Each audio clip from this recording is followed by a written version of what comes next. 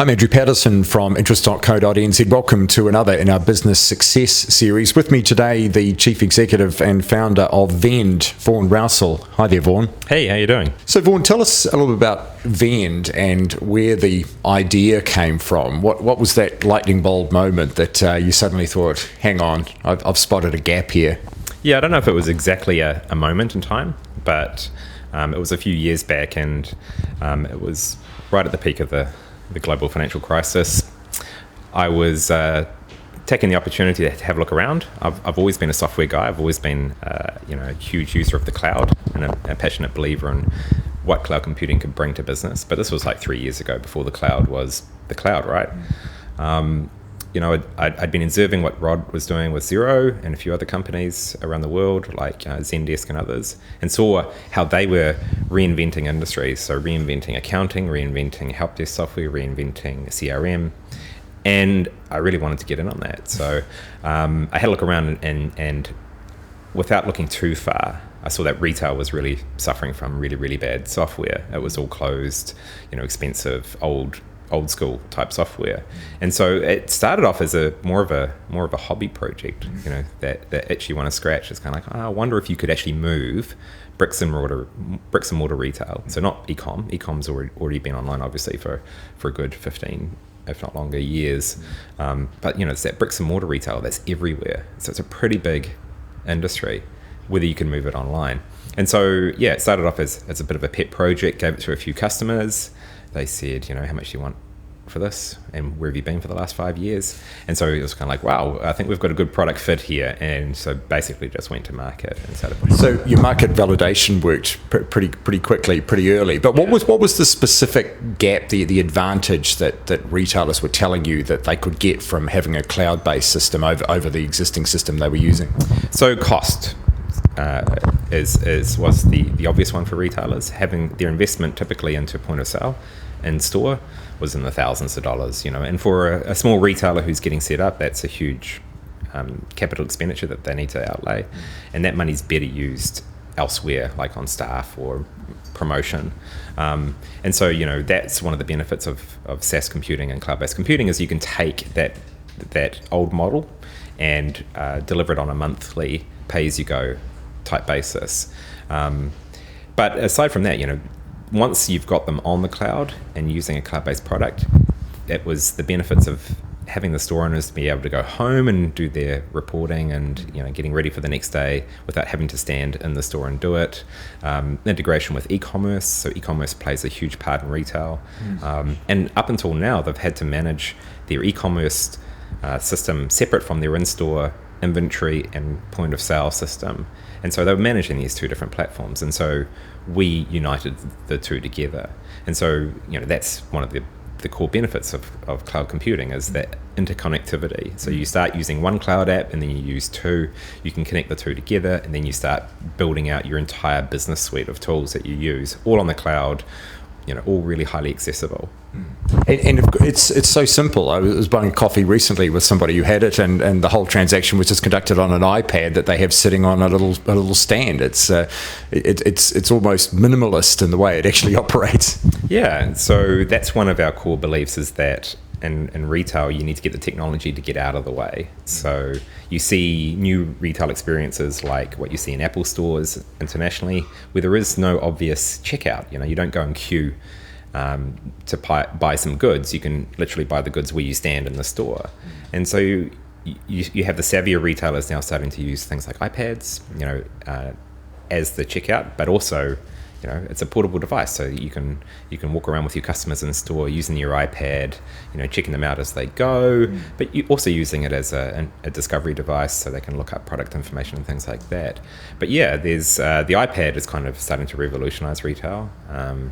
But iPads aside, we built Vend to work on any computing device that a retailer could use, because there's a wave of them. You've got Android tablets, you've got iPad, you've got Macs PCs, and so just simplifying, like you said, it is just like making it simple. So one, super simple for them to get up and running. They can literally grab their MacBook, fire it open, and they can be up and running with cloud computing software in a matter of minutes, or they can go grab an iPad or an Android tablet. Just just they don't need engineers coming in, plugging things in.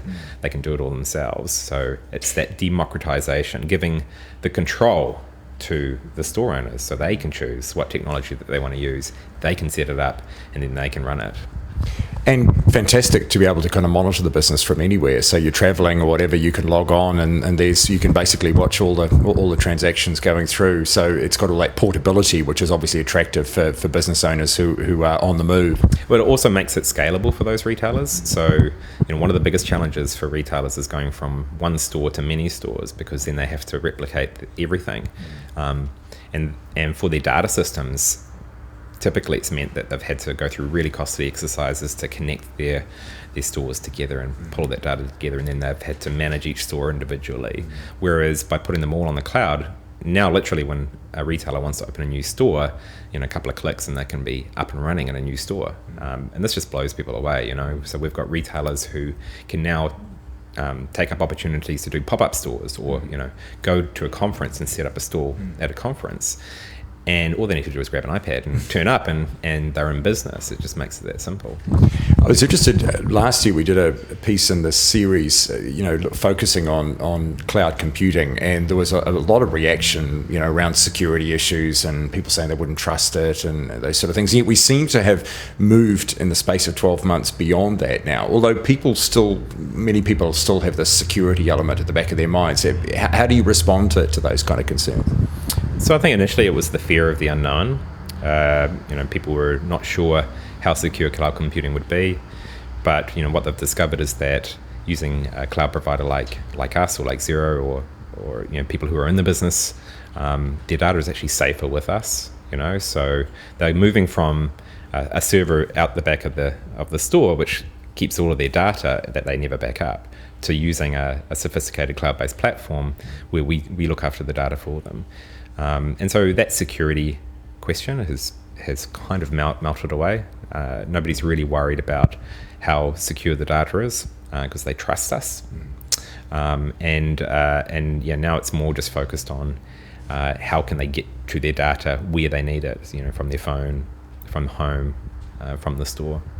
And from your end, from the back end, how much do you then have to put in place to meet those security expectations? Yeah, so we're entrusted with our customers' data, so we've got to make sure we're taking good care of it. Whether it's doing hourly backups of the data just in case something goes wrong, making sure that nobody else can access the customer's data, and things like in retail, it's around payment security as well. So we partner with people who know their stuff in this space. So we've got a global partnership with PayPal with their in-store payment technology, DPS New Zealand, Tyro in Australia, and so on and so on. So we partner with the guys who, they're the experts in payment security, because that's traditionally something that retailers have been a little bit lax with. With card data floating around, it's a huge liability for most retailers. Keeping customer data. And nobody does it really well. No retailer takes very good care of their data.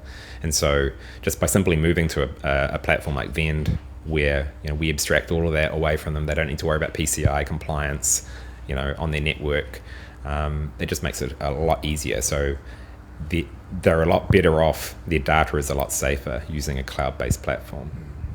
I mean, this is seriously disruptive, isn't it? I mean, what you've created, there must be a lot of businesses, who are in this existing space that must feel very threatened by what's going on around them. Yeah, I mean, you see the same in every industry where a cloud-based player comes along with a new approach, because the established guys, they have a completely different model, not just from how their software works, being installed software that runs on computers, but the business model they build around it. It's usually very high touch, high cost, because their distribution model is really expensive. And then you've got companies like us coming along, and we've got a really cost-effective distribution model. It's all self-serve, so customers don't need to, you don't need middlemen in the way. And so the incumbents not only can't they compete on product, but they can't compete on the business model around it. So, I mean, they try and shoehorn their products into being, some sort of hybrid or some sort of cloud-based version. But really, what they need to do is go back and start from scratch. Everything from the business model through to the product as well. And history would tell us that Nobody ever does that very well. And so we're more worried about the new guys who are popping up in the cloud space as well, because you get a few pioneers like Vend come through showing the way, showing how to do it. Ideas are relatively cheap. It's very easy for other people to try and emulate. And so we're in the phase now where it's just about scale. We've got a huge asset, which is not only our product, but also our business model around how we execute. Execution is everything. So it's about how we continue to execute well. Is this going to lead potentially to an IPO down the track, do you think? Well, you'd be surprised how often I get asked that question. Possibly our focus, so we just raised $8 million of new funding, which will help us go to the next stage, help us continue to grow our teams and grow our presence in markets offshore. So that's going to keep us pretty busy for the next 12 to 18 months, and then we'll probably reevaluate it then. You're working closely with Xero. There's not any sort of financial involvement, but you I guess cooperate, which is an interesting model, isn't it? Find a business that's operating in a kind of a similar but related space, and then kind of cross promote. That's been obviously a deliberate strategy to create a win-win for both parties. Yeah, that's something you can do in the cloud, right? So, we're big fans of Xero, and Xero are big fans of us. We're both Kiwi companies, so we have that connection as well. But we also do the same with offshore companies as well. So same with PayPal. We've got a global strategic partnership with them, Shopify, based out of Canada. You don't need to have formal, so basically we just sat down and said, hey, we like what Xero's doing, we like what Shopify's doing, and they like what we're doing. Let's look at the opportunities of where we can collaborate and share customers. If you're sharing customers and you're providing win to customers, then that's really where the benefit is. And so you don't need to get tied up in 6 months of negotiating commercial terms around things. It's cloud-based software. It's open. It's really easy to connect. And so, just go out, build amazing stuff and give it to customers. And then customers will reward you that way. And so that's really cool. And we're starting to see a lot more of that happen around Vend as well. So we've got our own ecosystem starting to build with other companies who are, they're building other cloud-based apps and that leverage off Vend and Xero and other platforms as well. And this is a huge, exciting opportunity, not only for us at Vend, but for New Zealand, at New Zealand Inc. We've got some pretty cool software companies popping up now. And we're kind of hitting it. We're kind of hitting above our weight globally. And so there's a real opportunity for us to, keep developing that ecosystem around companies like Xero and Vend, encouraging other companies, showing other companies that there is a future in cloud-based computing and that we don't have to be exporting lamb and milk powder. There is a real opportunity for New Zealand. Cloud computing could be New Zealand's Nokia, right? So super exciting. I don't know what we need to do to encourage it other than just keep blazing that trail, right? And showing the way. I was going to ask you about that because we have these aspirations as a country that we can become a sort of a technology nirvana, and as you say, taking something like the cloud and really, really running with it. So, do you have any thoughts about what more could be done beyond what is being done at the moment? I guess across all levels. Just encouraging other companies to get on board on the cloud train. So, I keep saying Xero and Vend, we're both developing really strong ecosystems around our products. It's doing that platform thing. So, there's an opportunity for New Zealand to build a suite of businesses that create platforms that cloud-enabled businesses. So Xero is taking really good care of the small business accounting space. We're taking really good care of the retail space. We want to see other verticals, other cloud-based platforms taking care of similar verticals in business as well, and then teaming together and by our forces combined, we can be this huge Voltron thing that goes stomping around the globe and really kicking cloud ass. So I don't know exactly what the mechanics are to make that happen, other than just having really inspirational stories told often about, dude, you can do it too. There's, YouTube was started by two guys in a garage, in the US. Same with Twitter, same with every successful software startup out of the US. The only thing common with them was that they were in the US. There's nothing stopping the same sort of stories happening out of New Zealand. Nothing. There's no reason. There's no sane reason why it couldn't happen, other than aspiration and just going for it. So I think we'll start to see a few more of those companies come through.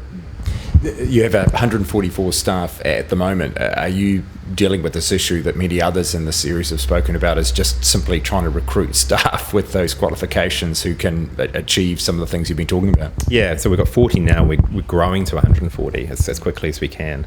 And so, yeah, it's like, hiring 100 people is not a trivial exercise.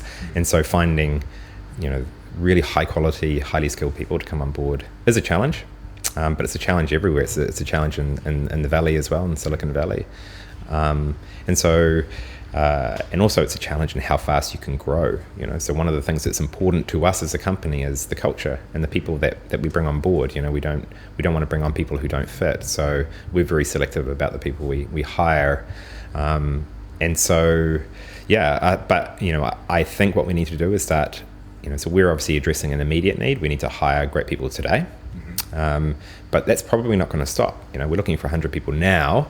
In a few years' time, we might be looking for another 200, 300. So we need to start figuring out, where are those people today? So they're probably studying, they're probably still at school.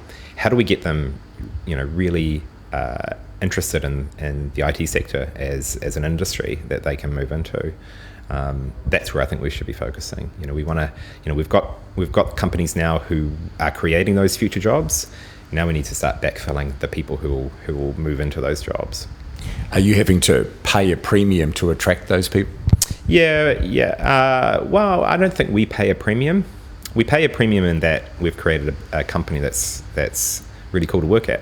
So culture is important to us, and so we have a fun environment, and we like to think we attract people who just want to come out and hang out with a whole bunch of other smart people doing cool stuff.